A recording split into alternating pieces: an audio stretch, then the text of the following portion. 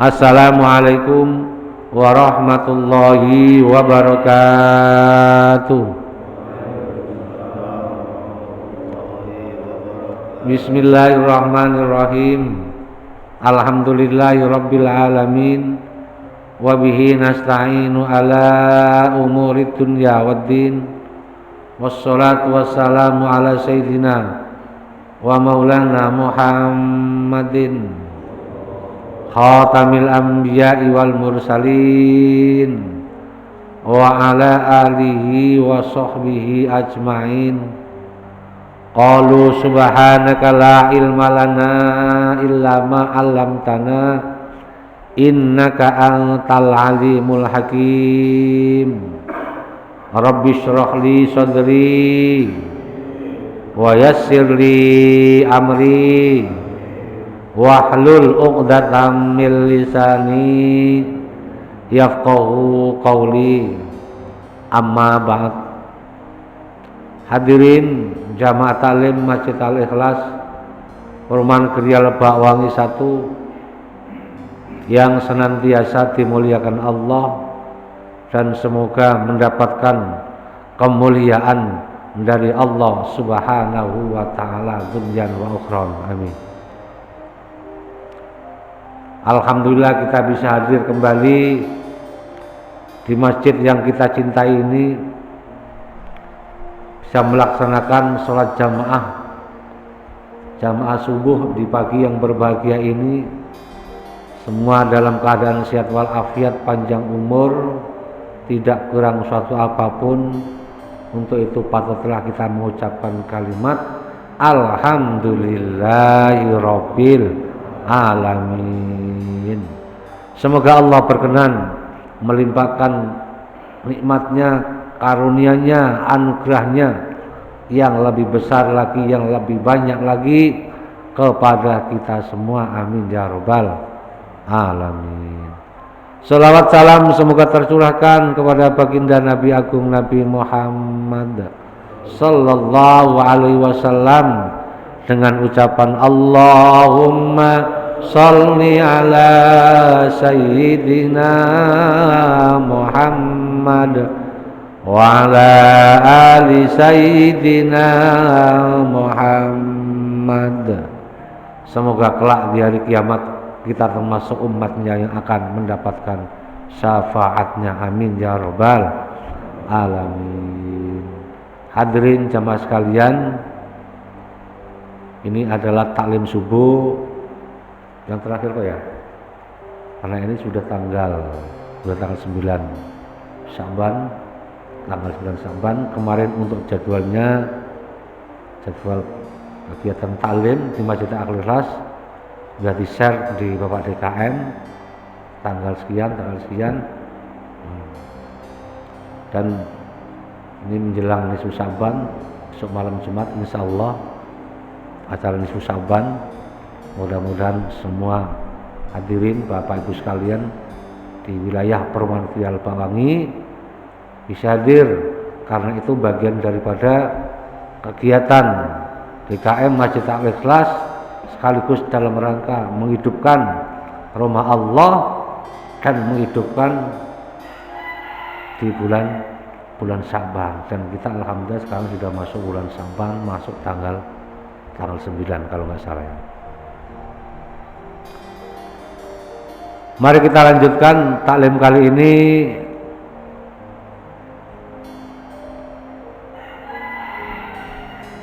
yaitu kajian kitab suci Al-Quran dengan materi tafsir Jalalain. Kita lanjutkan ayat yang ke 61, ya paham ya? 61 dan seterusnya. A'udzu billahi minasy syaithanir rajim.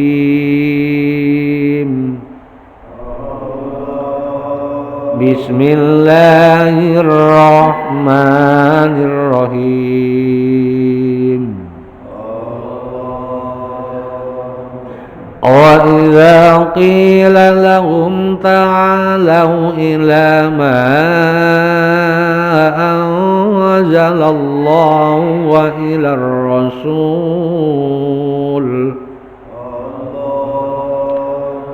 wa ilar rasuli ra'aital munafiqina yasudduna anka sududan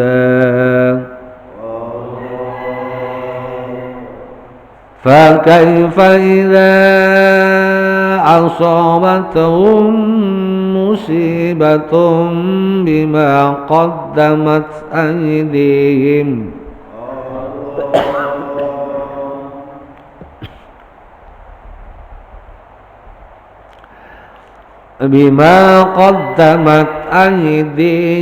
ثم جاءوك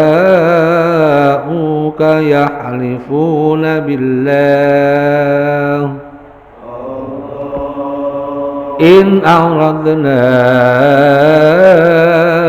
إلا إحسانا وتوفيقا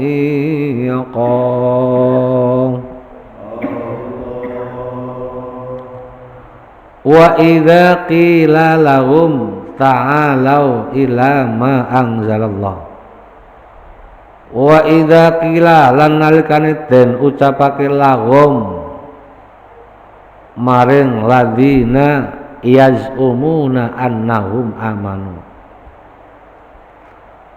ta'alau padha mrinyo kabeh ila ma maring perkara anzala kang wis nurunake sapa Allah fil Qur'ani ing dalam kitab Qur'an bayani minal hukmi sangking hukum wa ilar rasuli lan balik malang rasul Nabi Muhammad pada saat itu liyahkuma supaya ngukumi sapa rasul bainakum ing dalam antarane ira kabeh Ra'aita ningali sapa sira al munafiqina ing pira-pira wong munafik yasudduna hale padha nutup sapa munafik ayu ariduna tegese padha mbangkang sapa munafik angka saking sira Muhammad ila ghairi kamaring liyani sira sududan kelawan nutup tenan fa kaifa mongko hale kaya apa iku yasnauna fa kaifa mongko hale kaya apa yasnauna padha agawe sapa munafik idza asabatuhum musibah nalikane ngenani ing munafik apa musibatun musibah ay uqubatun tegese siksaan bima kelawan perkara damat kang wis diin apa ma aidihim ing pira tangane munafik minal kufri bayani saking kekufuran wal ma'asilan kemaksiatan ayak tiruna ana ta padha kuwasa padha mampu sapa munafik alal i'radi ing atase menolak berpaling wal firaru lan melayu minda saking musibah la mongko ora kuwasa summa ja'u mongko tumuli teka sapa munafik ka ing sira lafal ja'uka maktufun ala yasudduna maktuf ngikut lafal yasudduna ya alifuna padha sumpah kabeh sapa munafikin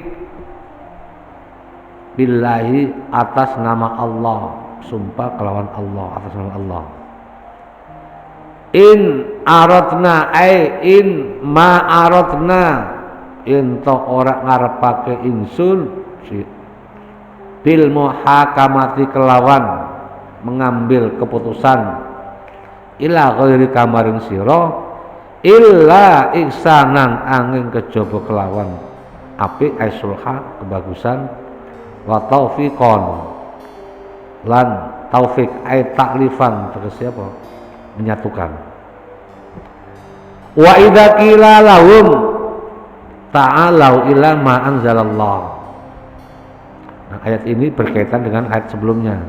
Ayat sebelumnya orang-orang yang mengaku, orang-orang yang disangka nabi itu mereka orang-orang beriman, padahal mereka tidak beriman terhadap Al-Quran, terhadap kitab-kitab sebelum Nabi Muhammad. Nah, ini ayat ini menerangkan tentang apa? Sifat-sifat orang munafik. Yang dimaksud sifat-sifat orang munafik yang ada dalam An-Nisa ayat tersebut itu karena munafik itu terbagi menjadi dua. Munafik secara keyakinan, secara i'tiqadiyah, dan munafik secara amaliyah. Nah, itu ya. Munafik secara keyakinan yaitu dia batinnya itu tidak beriman, ya, lisannya beriman tapi batinnya tidak beriman. Jadi apa yang diucapkan di lisannya tidak sampai pada hatinya. Ini munafik secara i'tiqadiyah, secara keyakinan. Lah orang inilah yang diantam oleh Allah ke dalam neraka, ditaruh di neraka yang paling dalam. Innal munafiqina fit darkil asfali minan nar. Sesungguhnya orang-orang munafik itu fit darkil asfali, di tempat yang paling rendah minan nari, dari neraka. Itu orang-orang munafik yang apa? Yang diancam oleh neraka tersebut orang yang dalam keyakinannya. Lisannya dia mengatakan asyhadu an la ilaha illallah wa asyhadu anna muhammadar rasulullah, menyatakan terhadap ikrar seperti itu, menyampaikan, memperlihatkan terhadap orang-orang yang ada sekelilingnya mereka sebagai seorang muslim, sholat, ibadah yang lain, tapi hatinya tidak beriman kepada Allah. Mereka bergabung terhadap komunitas muslim itu dalam rangka apa? Menyembunyikan sesuatu supaya apa? Misi mereka tersampaikan. Nah, ini kedekatannya dengan ayat ini. Apabila dikatakan kepada mereka orang-orang munafik, ta'alau, kemarilah kalian semua, kemarilah kalian kita semua, ila ma anzalallah, kembali kepada Al-Quran, kembali apa yang diajarkan Allah Subhanahu wa ta'ala. Karena sekarang apa? Al-Quran itu meneruskan kitab-kitab sebelumnya. Apa yang ada dalam Al-Quran menyampaikan apa yang ada dalam kitab Injil, kitab Zabur. Nah, sekarang yang kita hadapi sekarang adalah kitab Al-Quran yang Allah turunkan lewat nabinya Nabi Muhammad. Ayo kita percaya terhadap Al-Quran waktu disampaikan pada apa? Zaman ketika Islam hadir. Tapi orang-orang yang mempertahankan egonya yaitu pura-pura iman pada Nabi, pura-pura iman terhadap Al-Quran, tapi sejatinya mereka tidak beriman. Diajak supaya kembali kepada Al-Quran, diajak suruh baca Al-Quran, diajak suruh apa? Memperdalam Al-Quran. Apa yang ada dalam Al-Quran yaitu hukum yang ada dalam Al-Quran, apapun, baik tentang hukum apa, keyakinan, akidah, hukum muamalah, hukum ibadah dan lain sebagainya, tentang akhlak terhadap Allah, akhlak terhadap sesama, ada dalam Al-Quran. Dan wa ilal rasuli, ayo kembali kepada apa? Mengikuti ajaran Nabi pada saat itu, Nabi Muhammad. Nabi kalian saat ini adalah Nabi Muhammad. Nabi Muhammad meneruskan misi wahyu Allah yang disampaikan pada Nabi Isa sebelumnya. Sekarang kita harus mengikut Nabi Muhammad. Ra'aital munafiqina yasudduna. Nah, kemudian kamu Muhammad melihat sikap-sikap orang munafik pada saat itu tidak mendukung perjuangan Islam, tidak membantu pergerakan agama Allah, tapi yasudduna angka sududa, mereka malah apa? Menghalangi. Mereka malah menghalangi, bukan hanya menghalangi, yasudduna angka sududa. Jadi bukan hanya menghalangi, tapi apa? Ingin melenyapkan Nabi, ingin menyelapkan agama Islam di muka bumi. Inilah termasuk apa? Misi daripada orang munafik. Mereka apa? Tidak hanya menghalangi, tapi lebih dari itu. Wa yasudduna angka sududa, mereka menghalangi perjuangan Nabi sampai sekuat tenaga mereka. Dengan apa? Pokoknya dengan semakin menjadi-jadi. Kalau sudah seperti itu Allah sudah diperingatkan terhadap Allah. Nanti kamu melihat kondisi orang-orang yang tidak beriman kepada Al-Quran, kepada Allah, akan menjadi penghalangmu Muhammad. Tapi tidak masalah ya. Kamu yang menyampaikan, Allah yang akan memberi kekuatan terhadap engkau Muhammad. Fa kaifa idza asabathum musibah.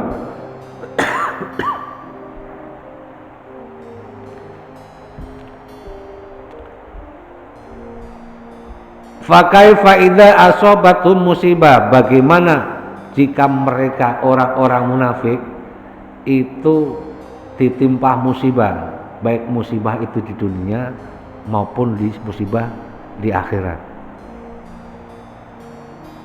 Bima qaddamat aitihim, dan musibah itu, cobaan itu, bima qaddamat aitihim, karena ulah tangan mereka, dari kekufuran dia, dari perbuatan maksiat dia, mereka. Apakah ketika mereka dicoba oleh Allah, diberikan musibah, balap bencana petaka, apakah mereka sanggup menghadapi sendirinya? Apa tidak? Summa ja'uka yakhlifuna billah. Nah, ini setelah mereka ditimpa musibah, ditimpa bencana, ditimpa pokoknya ditimpa ujian, dikasih ujian oleh Allah, kemudian mereka tidak mampu menerima itu semua.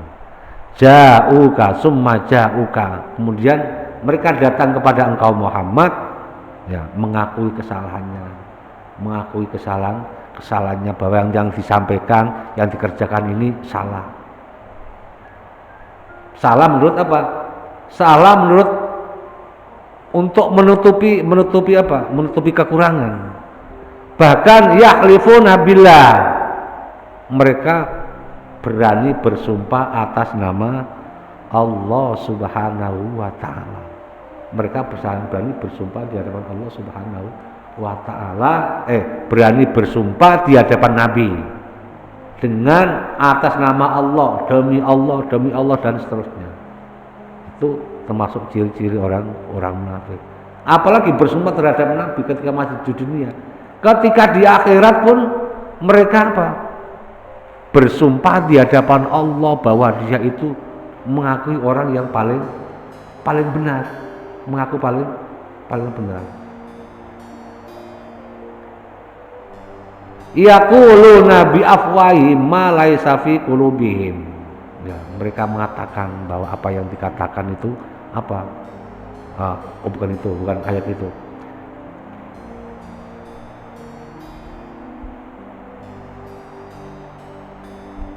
Jadi orang-orang munafik itu mereka bukan hanya bersumpah di dunia terhadap Nabi, bahkan di akhirat pun mereka berani bersumpah kepada Allah bahwa yang mereka menyatakan itu apa?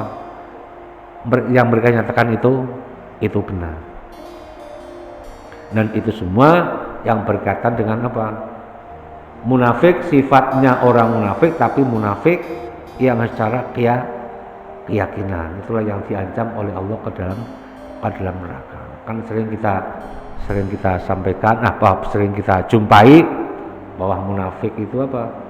Orang yang lisannya dan hatinya berbeda. Orang yang dikatakan A tapi batinnya bukan A. Jadi lafal kata munafik berat dari lafal apa? Nafaqo yunafiku. Nafaqo yunafiku nifaqon. Yaitu nafaqo yunafiku nifaqon. Munafiqotan. Itu perbuatan yang dikerjakan tidak sesuai dengan apa yang dalam pikirannya, dalam hatinya. Istilahnya Pak, lain di hati, lain di mulut.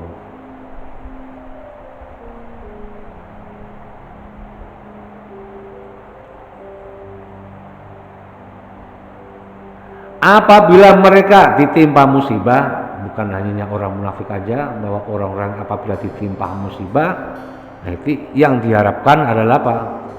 Kesabaran, terutama sekarang sudah masuk bulan Ruah, menghadapi bulan Ramadan, ada bulan yang disebut namanya bulan sabar, yaitu bulan Ramadan. 12 bulan ada yang disebut bulan sabar, termasuk bulan Ramadan itu bulan sabar. Sabar dalam hal apa?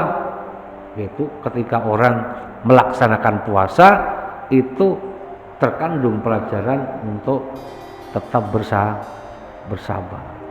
Sabar dalam arti, nah sekarang yang kita pahami, yang sering kita jumpai, sabar orang yang apabila ditimpa musibah seperti ini, idza asobatum musibah, ketika kita ditimpa musibah apapun ini harus sabar. Ini sabar yang paling rendah. Sabar yang paling tingkatan pertama, yang paling rendah. Apabila kita ditimpa musibah harus sabar.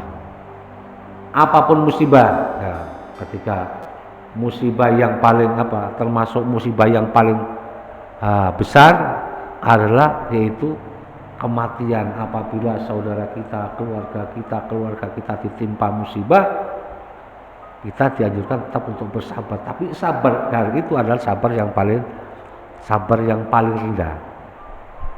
Sabar yang paling rendah. Ketika kita sabar, diberikan rezeki kurang, itu juga termasuk sabar yang paling rendah. Sabar di atasnya yaitu sabar apabila kita sebagai orang yang beriman ada kemungkinan untuk melakukan perbuatan maksiat, tapi kita bisa menahan.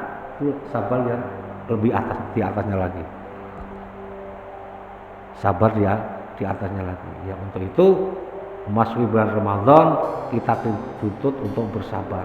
Bersabar supaya lisan kita jangan mengeluarkan kata-kata yang bisa mengakibatkan permusuhan, perselisihan, bisa mengganggu ketentraman, kedamaian dalam keluarga kita, saudara-saudara kita yang ada di sekeliling kita, umumnya seluruh saudara-saudara kita kaum muslimin dan muslimin. Sabar dalam arti itu menjaga lisan kita, jangan sampai dari lisan kita menimbulkan sesuatu yang menimbulkan petaka. Menjaga sabar, menjaga hati kita, jangan sampai iman dan ketaatan kita tertukar dengan nilai yang tidak berharga. Nah, sabar yang ketiga yaitu sabar dalam melakukan ibadah, ketaatan kita kepada Allah Subhanahu wa ta'ala. Ya, termasuk duduk kita datang ke masjid, sholat jamaah, hadir ke masjid, taklim. Ini termasuk sabar di atas yang kedua tadi. Sabar yang paling tinggi itu sabar ketika orang tersebut dalam melaksanakan ibadah kepada Allah Subhanahu wa ta'ala. Bagi bawahnya tadi sabar ketika kita ada peluang untuk berbuat maksiat, tapi kita bisa menahan. Dan orang tersebut termasuk orang yang mendapatkan apa? Naungan nanti di akhirat, di mana tidak ada naungan, hanya naungan dari Allah Subhanahu wa ta'ala. Contoh umpamanya, khususnya untuk anak-anak muda, untuk anak kita, generasi kita lagi jalan-jalan di tempat keramaian, dasar anaknya ganteng, atau mungkin bapak-bapak yang masih apa, penampilannya masih oke, ya masih boleh penampilannya. Kayak Pak Eko kan penampilannya masih oke itu, masih keren Pak Eko ya. Tiba-tiba jalan lagi tempat ramai, ada emak-emak, tapi emak-emaknya juga masih muda juga, gitu ya. Terus tiba-tiba, sweet, kasih catatan kertas, nomor telepon, kasih catatan nomor telepon. Kalau butuh saya, nih nomor telepon saya, gitu Pak ya. Ini termasuk apa? Kesempatan untuk berbuat maksiat. Sampai di rumah, Pak Eko buka kertas catatan di depan Pak Junjung. Mana Pak Junjung? Dibakar dililing. Apa itu Pak Eko yang dibakar? Ini tadi ada orang masih nomor, suruh hubungin.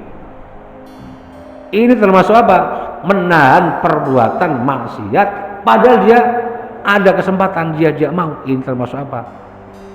Kesabaran di atas yang pertama tadi. Sabaran yang ketiga di atasnya termasuk duduk kita di majelis taklim, di masjid, rakaat taklim, salat jamaah. Ini termasuk apa?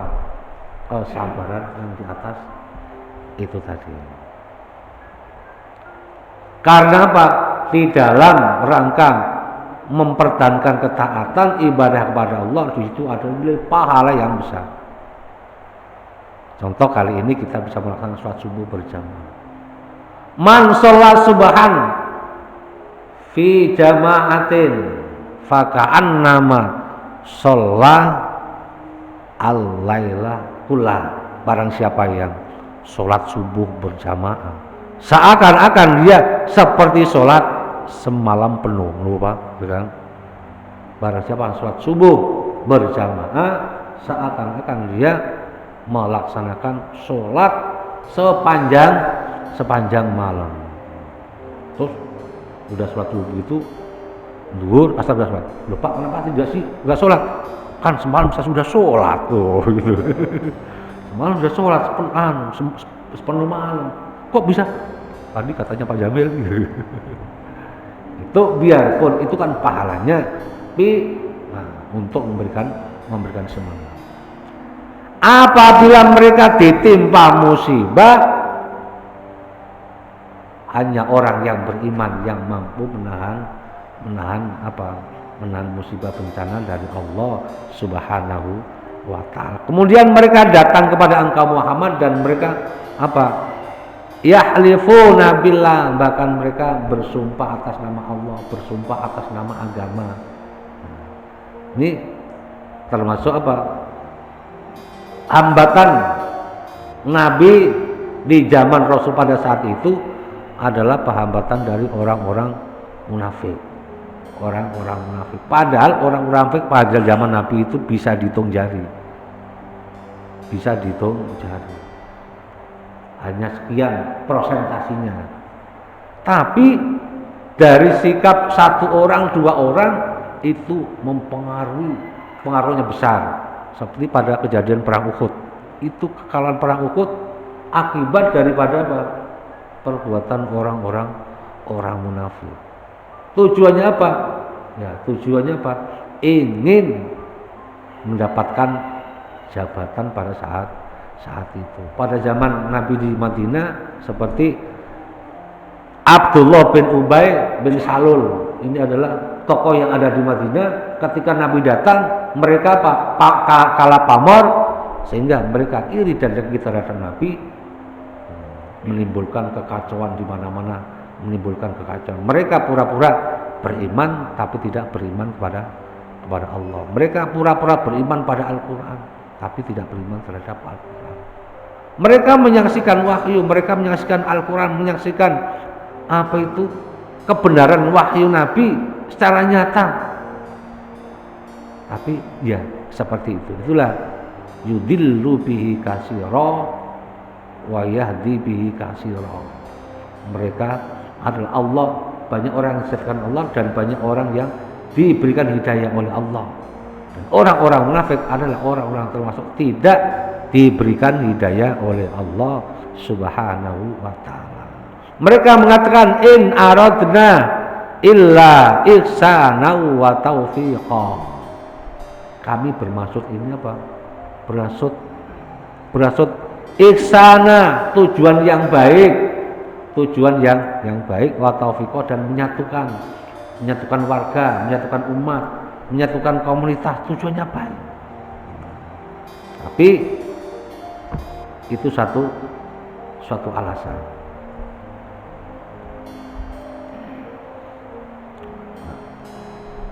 Munafik secara keyakinan, secara etikot, itulah yang digambarkan oleh orang-orang yang ada pada zaman Nabi saat itu. Mungkin kita sudah tahu, sudah populer bahwa ciri-ciri orang munafik ada 3 itu Pak ya. Idza aqdasa kadzaba, apabila dia berbicara selalu bohong. Wa idza tumina, apabila dia dipercaya. Uktumina, apabila dia dipercaya. Khona, dia ingkar. Wa idza wa'ata akhlafa, apabila dia berjanji ingkar, apabila dia dipercaya tidak bisa dipercaya gitu ya. Tidak bisa dipercaya. Jadi istilahnya apa? Orang yang suka bohong itulah termasuk tanda-tanda orang munafik. Cuman dalam Islam, dalam agama, ada kalanya bohong itu diperlukan, tapi jangan dipakai Pak ya. Jangan dipakai Pak. Ada kalanya bohong ini diperbolehkan dalam satu redaksi.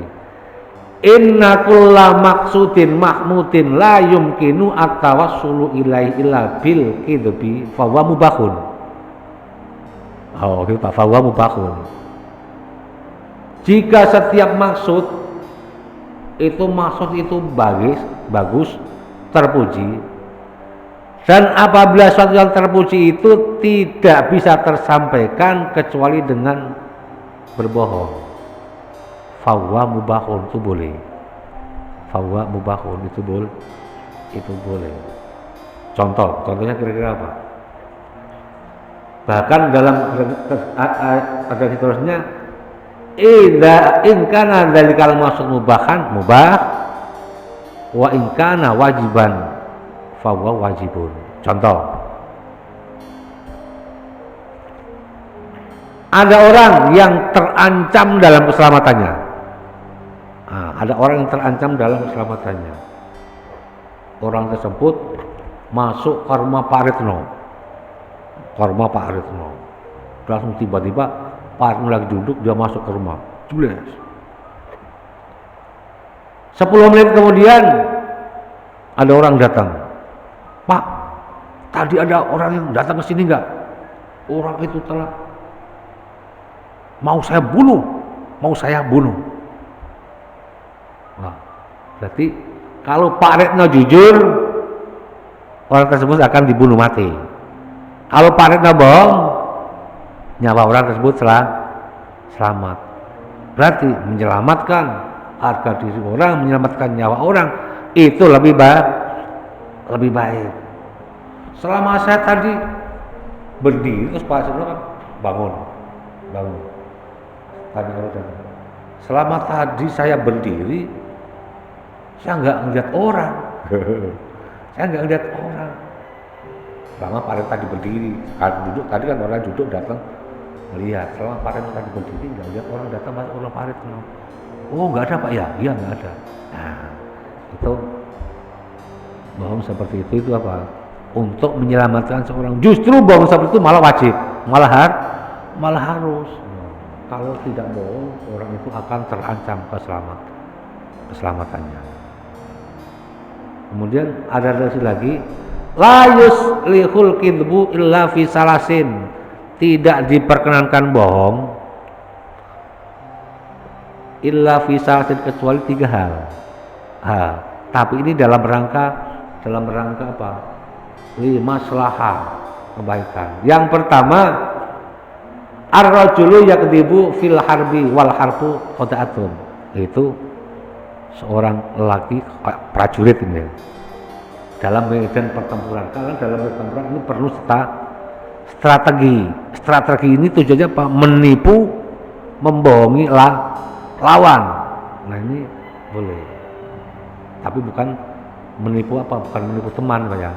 Bukan menipu teman. Kalau menipu teman, wah, nyusap nanti di neraka. Warrajulu yakdzibu bainar rajulaini. Seorang boleh bohong, ya boleh bohong, tapi tujuannya apa? Untuk menyelesaikan 2 orang yang bertikai. Tujuannya juga limaslahatin. Suatu ketika ada orang, Pak RT, Pak RT lagi, mana Pak RT? Pak RT menyelesaikan persengketaan 2 warganya, dua warganya. Ini tujuannya supaya sengketaan tidak berpanjang lebar terus berlalu. Pak RT bilang, enggak, sebetulnya Pak Aris ini orangnya baik Pak, dia enggak dendam, dia selalu mendoakan Bapak terus kok. Selalu mendoakan Bapak terus, enggak, Pak Aris ini enggak pernah dendam. Masa benar Pak? Iya. Nah, Pak RT tadi menyampaikan seperti itu. Apa? Tujuannya apa?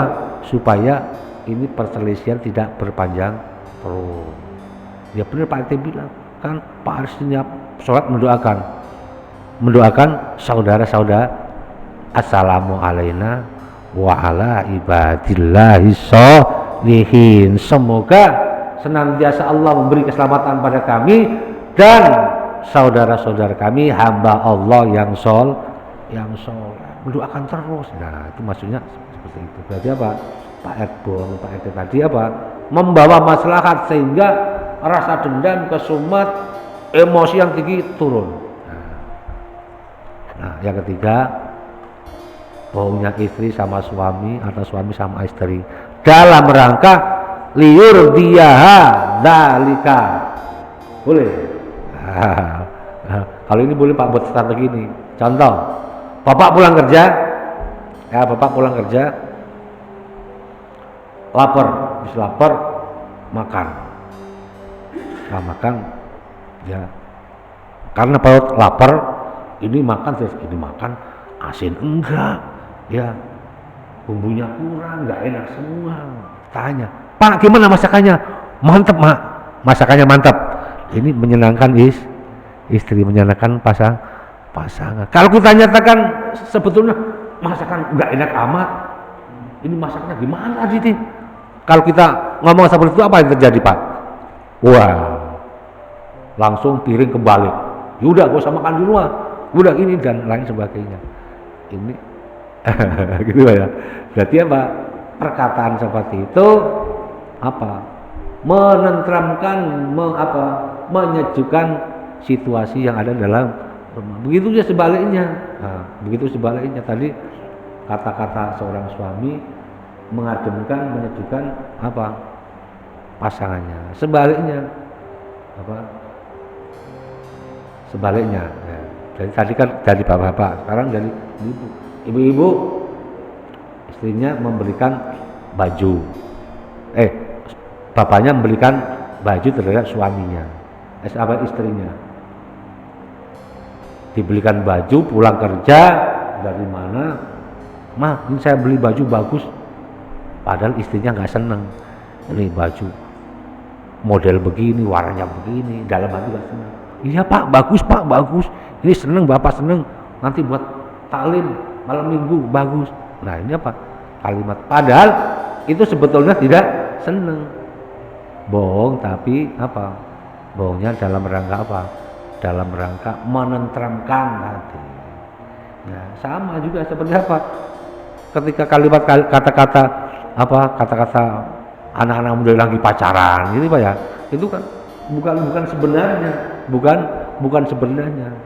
Itu karena apa? Muncul dari kata mahabbah dan cinta. Mahabbah kalau udah kata mahabbah dan cinta itu kata yang tidak bisa dinalar secara akal. Tidak bisa dinalar secara akal.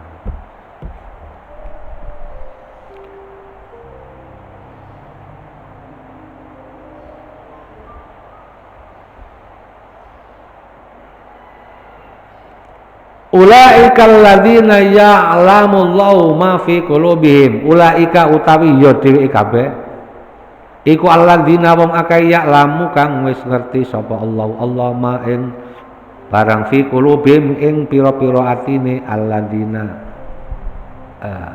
ati ing pira-pira atine munafik minan nifaqi wa kidbihim minan nifaqi bani saking nifaq wa kidbihim lan dusta garane munafik fi udrihim ing dalam alasane munafik fa'arid mongko mengo sira Muhammad anhum saking munafik bisofi kelan are maaf wa idhum awiya nasihat sira Muhammad hum ing munafik khaufahum ing wedi munafik Allah ing Allah wa kullan utawa sira Muhammad lahum maring munafik fisani angfusim ing dalam tingkai awak dhewe munafik qalam baligha ing perkataan kang balik kang mantap.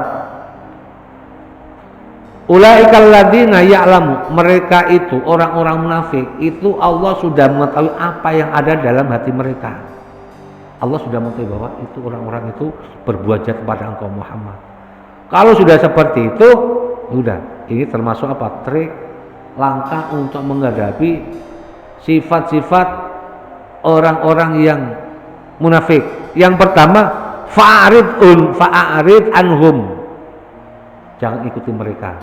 Maksudnya jangan ikuti mereka, maafkan, berikan maaf kepada mereka. Jangan mentang-mentang kita punya kuasa, punya wewenang, kemudian mereka katakan munafik lu. Nggak boleh gitu Pak ya. Itu sama juga menjatuhkan martabat orang lain. Basar munafik lu. Itu kan sering kita dengar. Itu fa'arid anhum, jangan ikuti mereka, berpaling pada mereka, tapi bisofki, maafkan, pemberian maaf apa kesalahan mereka kita maafkan. Nabi juga seperti itu. Yang kedua, wa'idhum, berikan nasihat terhadap mereka, kasih nasihat, kasih itu pelajaran terhadap mereka. Oh ini nggak boleh, ini boleh, ini akibatnya seperti ini. Wa qul lahum fi anfusihim qaulan baligha. Yang ketiga, katakan kepada mereka yaitu dengan ucapan qaulan baligha, ucapan yang rasional, ucapan yang mantap, ucapan yang membekas terhadap diri mereka. Yaitu istilahnya kasih kalimat, kasih jawaban, kasih nasihat yang yang kira-kira masuk akal terhadap diri mereka, dan kalimat itu supaya mudah dicerna, kemudian membekas, senantiasa diingat sepanjang hari, diingat sepanjang minggu, sepanjang bulan, dan selama hidupnya akan diingat.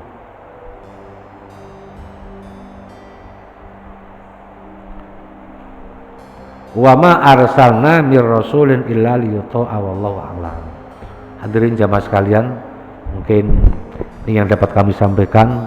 Mudah-mudahan ayat demi ayat, surat demi surat yang kita sampaikan, Allah senantiasa menurunkan rahmat buat kita semua, dan kita termasuk orang-orang yang senantiasa mendapatkan rahmatnya Al-Quran.